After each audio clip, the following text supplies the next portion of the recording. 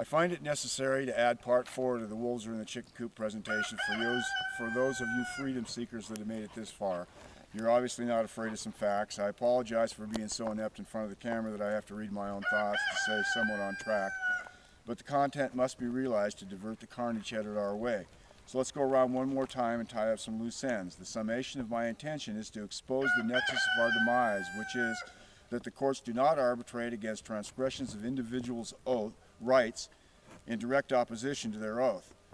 I'm calling for all those who have what's best for all at heart to join with me and form a council for the preservation of the Constitution, which the sole intent of is to educate and support a network of individuals together until we have enough to fill courtrooms. That's the distance between us and freedom. I do not want to be misconstrued. Though you see traps set for you that you've fallen into, I'm not telling you to terminate the contracts that make you a possession. It's very hard to get you to stand against stiff odds for freedoms you've already learned to do without. You still have the right to stand against the violations and atrocities we're witnessing. To do so, contact me at the mailing location at the end of part 2 or at the internet location at the end of this summation. We are in servitude. We do not have constitutional rights, and the proof is that you cannot tell me what freedoms we possess that nobody else in the world has, when our republic and the Constitution guaranteed freedoms that nobody else have. Unique, one more time, or as many times as necessary, by the separation and limitation of governing power for the express purpose of guaranteeing the preservation of the citizens' rights of freedom to have liberty to pursue happiness without anyone or anything allowed to infringe. All power of kingship and hierarchy to the people with these unregulatable, unabridgable, ungovernable, unalienable, God-given rights guaranteed to be kept secure by oath of all public servants involved. That's it. So Obama's statement that we cannot know our constitutional framers' intent is smoke and mirrors to make it seem somehow complicated. It was simply to limit government however necessary to secure and protect your rights, with there not being any more or less rights now as 200 years ago. And because they've talked us and bullied us out of our duty to hold them accountable, our constitutional framers' intended rights do not exist in your world, my world, nor anywhere else. They get caught trying to take over the world with carbon tax, and Montague rightfully says Al Gore should be put in jail. Well, who exactly are we waiting for to hold accountable those accountable? We're all hoping that someone else will do it. Most want an official investigation, which ends up expecting the framers of the atrocities to hold themselves accountable. What do you think our chances are? It's a long road, but it's the one that we've chosen over and over as we're seeing exposed atrocity upon atrocity, when the fact that atrocities are not held accountable is the condition of a people that are not free. So, the very exposure of these facts makes us all feel ill and powerless inside. Thinking that pointing out this runaway train as our only option points directly at our demise.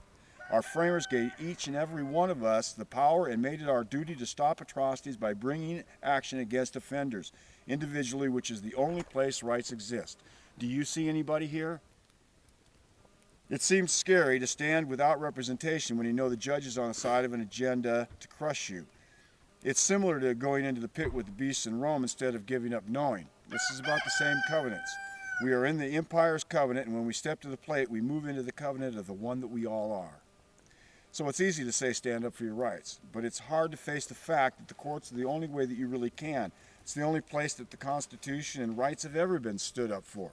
It's the only place where wrongs are held accountable.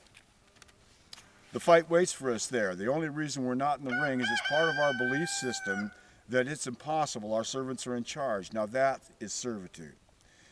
If we're really going to do something, united legal action is the only place we have, and the American courts were created for this purpose with all judicial authority in our support. As soon as we gather on the issues, we'll start feeling as powerful as we are, and this won't feel impossible. Our republic started out having citizens vote, with the number 1 and 2 vote receivers becoming president and vice president.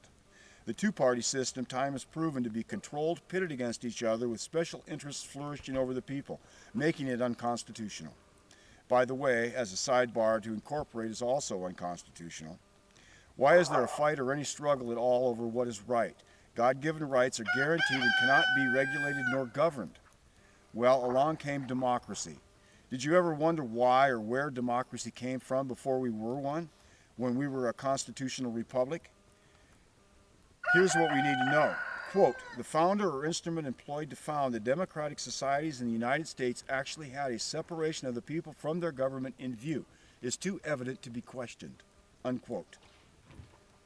Though George Washington thought it too evident to be questioned, he knew it was so important that it was necessary to state so in the congressional record. What did George Washington just say to you that is unquestionably obvious? A republic had rights and liberty, and we were the rulers. The definition of crat is ruler, cracy is ruling body, so democracy is a demo-ruling body. It's that simple. Demo because it's artificial and there is an unseen, uncontrolled special interest controlling it, talking the people into giving up their rights for privileges, and thereby statute government grew and was made our ruler. Now, not one bit of this is law, and any of it that is contrary is null and void unless by your voluntary submission. My point here is that our demise is overcome by standing together in a court of law, and their demise comes thereby directly into view. Their agenda exists through secrecy. They can't even defend their position and must remain silent while we present constitutional law and Supreme Court decisions in support, making our position the arbitrated facts of the record.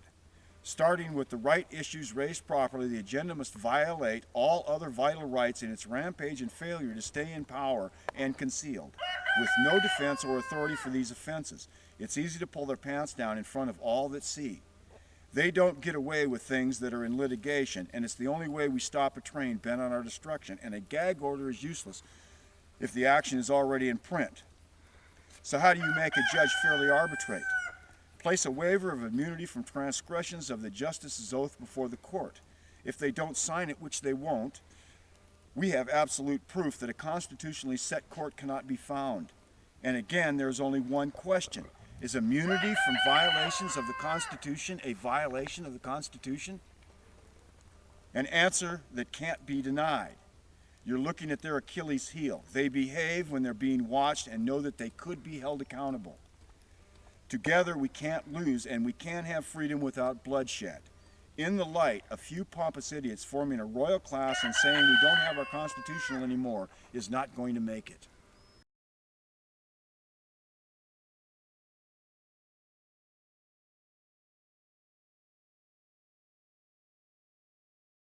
We're so confused when someone wants us to bow to authority, we bring up Romans 13.